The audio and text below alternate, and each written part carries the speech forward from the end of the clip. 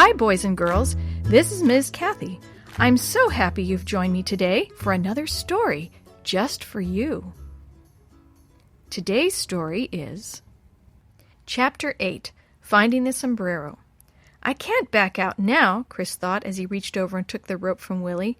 He tossed a loop of rope as high as he could, hoping to lasso the top of the rock. Got it, he said after the third try. Ryan and Sammy cupped their hands together and helped Chris get started up the side of the rock. The solid stone felt warm against the soles of his sneakers as he started up. Hey, you kids, get off of that! A big, scary-looking construction worker was headed their direction. Chris hung there as the other Shoebox Kids scattered. Are you trying to get hurt? The big man yelled at Chris. Stay off those boulders. I'd hate to have to call an ambulance. With the man glaring at him, Chris suddenly felt as small as a bug. He dropped back down to the ground. What were you trying to do up there? The man asked, his voice kinder now. Chris didn't know what to tell him except the truth. A sombrero, Chris said quietly. I was looking for a sombrero. A what?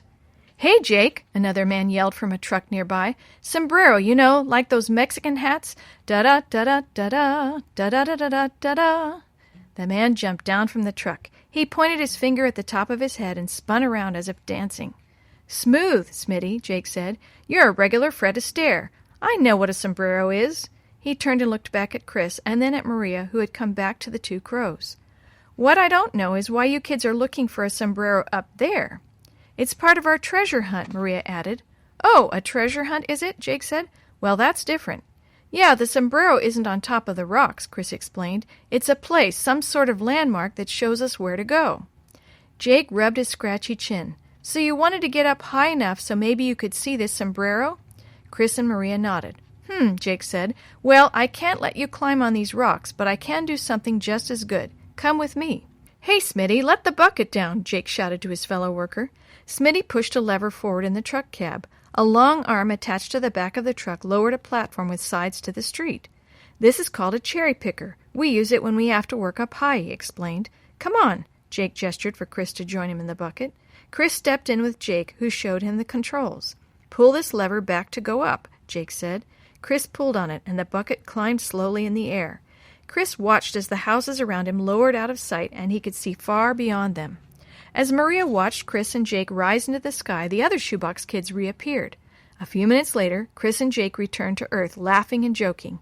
Excuse me, sir, Maria asked. Can you tell me if these boulders were moved in here? Do you have equipment big enough to move rocks this size?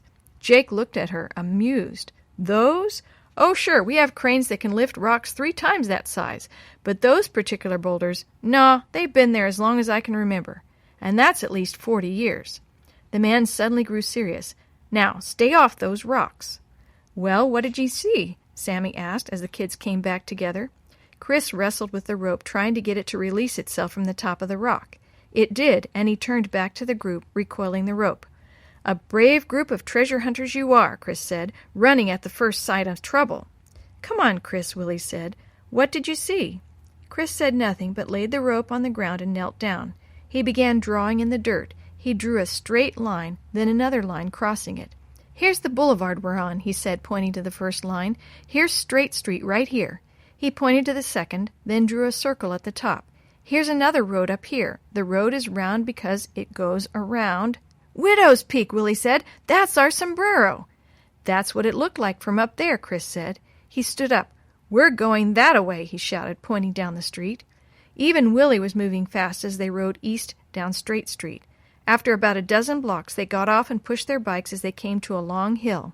Finally, they came to the top, and they coasted slowly down the other side. Chris enjoyed the cool air blowing past his face. He just knew they were closer than ever to the treasure. Suddenly, he slammed on his brakes. Whoa! Just in front of him, the street ended at a crossroad. End of the road, amigo, Willie said, huffing and puffing like the others. What now? The black-topped road stopped with a white fence and sign that said, City of Mill Valley, no trespassing. Beyond, the hillside dropped steeply down into a ravine. Chris looked past the sign, then left and right. What does our map say, Maria? He asked. How should I know? She asked. This is your treasure hunt. My treasure hunt, he said. You had the map before.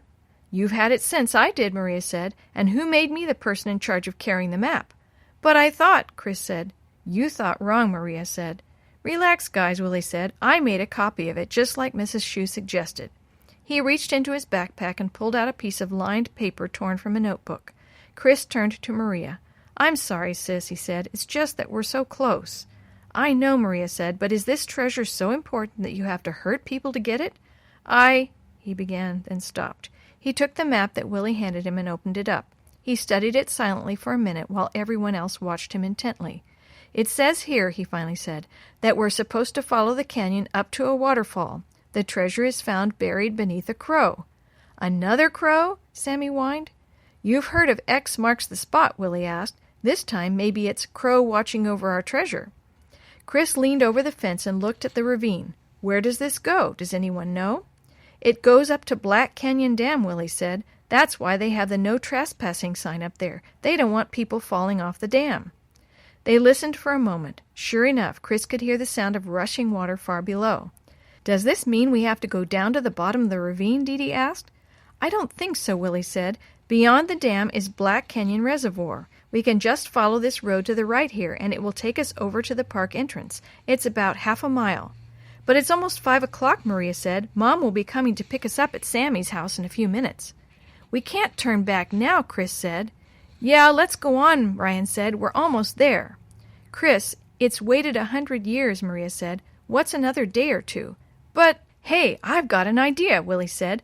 Black Canyon Park is a great place for picnics. Why don't we ask our parents to have a Shoebox Kids picnic here this weekend? Hey, yeah, Sammy said. Maria looked at Chris and then at Ryan. Chris shrugged. Sure, why not, Chris said. Yeah, but no telling the adults about the treasure, Ryan said. Mr. and Mrs. Shoe already know, Maria said, and so does Mom. Yeah, but nobody else, Ryan said. The others shrugged. I don't think you have to worry about them stealing our treasure, Willie said. I just don't want anyone getting to it before me. I mean, us, Ryan said. Right, Chris? Chris looked at Ryan, but said nothing.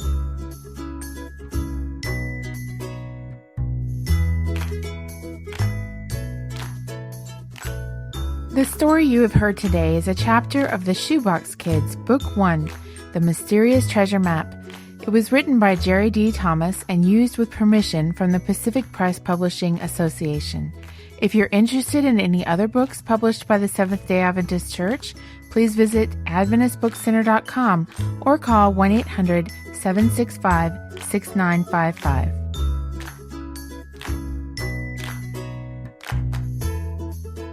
This podcast is a production of the Carolina Conference of the Seventh-day Adventist Church.